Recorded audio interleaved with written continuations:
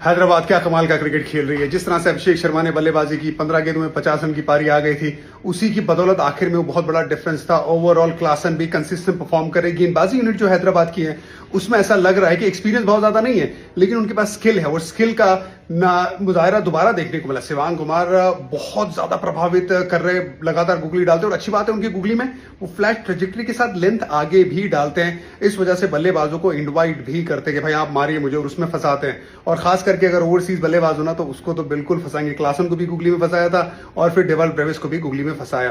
तेज गेंदबाज प्रफुल्ल हिंगे और साकिब का जो स्लोअर वन है वो खतरनाक है। इसी वजह से उनको वापसी करने का मौका मिलेगा अगर पिच स्लो होगी। लेकिन वहीं पे प्रफुल्ल हिंगे को स्लो गेंद और लेंथ वाली जो मैं बात कर रहा था, कल भी बात कर रहा था, आज भी बात कर रहा था, कमेंट्री में भी बात की, उनको सीखना पड़ेगा जल्दी से। इसी वजह से शुरू में रन गए, लेकिन उम्मीद है आने वाले वक्त में सीखेंगे। यंग लड़के, बिल्कुल उनको मौका मिलता है सीखने का और इस टीम में उन्हें लगता है बैक किया जाएगा।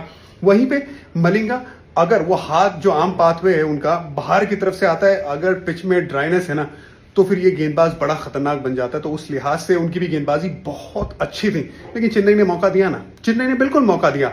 मैंने कहा था अकील हुसैन को खिलाओ, उसको ड्रॉप मत करो। इवन तो लेफ्ट हैंड बल्लेबाज है, लेकिन लेफ्ट हैंड बल्लेबाज Abhishek Sharma off spinner India में, आईपीएल में, ये लीग में ना भाई वो अलग है। उसका औसत 36 का है ऑफ स्पिनर के सामने, स्ट्राइक रेट भी 170 के आसपास का है। यहाँ पे मैदान अलग है, यहाँ पे पिचेस अलग है, यहाँ पे इसलिए आंकड़े अलग हो जाते हैं। तो आंकड़ों को भी सही तरीके से देखना ये भी जरूरी है ना। इसी वजह से अकील हुसैन की मैं बात करता, अकील हुसैन नहीं खेले, शॉट खेले, और वो जो डिफरेंस था ना गेंदबाजी में भी, शॉट को लेके 1 ओवर डाली, ठीक है, 3 ओवर डाला थी भाई, उसमें फिर उन्होंने आड़े हाथ लिया था। वो एक चेन्नई की तरफ से डिफरेंस था और साथ ही में उनकी बैटिंग ने ही वो डिफरेंस पैदा किया। अगर उनकी बैटिंग वो 130-40 के स्ट्राइक रेट से भी चल जाते ना तो काम हो जाता। वैसा हुआ नहीं है, बहुत देर तक फंसे हुए थे, और अगर आप फंस जाते हो ना तो बाकी वाले बल्लेबाज भी परेशान होते। इसी वजह से शिवम दुबे भी नीचे आ रहे थे। शिवम दुबे को भी ऊपर भेजना था, उसका इस्तेमाल सही से नहीं कर रही चेन्नई और चेस करते हुए परेशान हो रही है। ऋतुराज गायकवाड़ की बल्लेबाजी पे अभी भी परेशानी है और उनकी कप्तानी पे भी थोड़ा सा मुझे लगा कि वो बैक कर सकते थे ना अपने गेंदबाजों को। यार अकील जो अच्छी गेंदबाजी कर रहा था उसे बैक क्यों नहीं किया। एनीवेज, चेन्नई को वापसी करना होगा।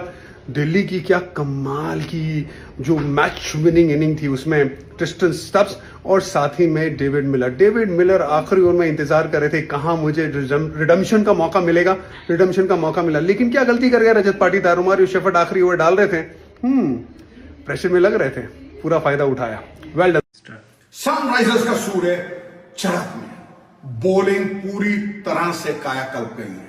वो जो कमजोरी थी वो ताकत में बदल गई है। अगर आप देखें अभिषेक की आतिशी पारी, 12-13 गेंद में वो 50 लगे, और फिर उसके बाद क्लासन उन्होंने कंसोलिडेशन किया। सबसे बड़ी बात है कि अभिषेक ने फिर दिखा दिया कि I am the best in the world. वो आधार था, लेकिन आखिर के 4 ओवरों में सिर्फ 31 रन आए, 4 विकेट खोए।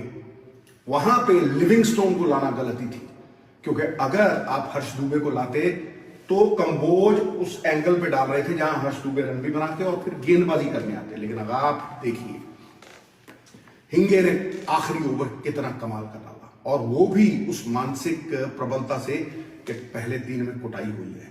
साकिब कमाल, मलिंगा कमाल, और अब आप इसमें पैट कमिंस को ला दीजिए और 2 क्वालिटी स्पिनर्स हर्ष दुबे और उनके साथ शिवांग, जिसने ब्रिलियंट 3 ओवर आज डाले हैं। मैं कहता हूं इसे कहते हैं राह की बाधा को सफलता की सीढ़ी बनाना। वेल डन वैरन एरन, आपने you converted disaster into Triumph. Sunrisers का ग्रैंड खत्म।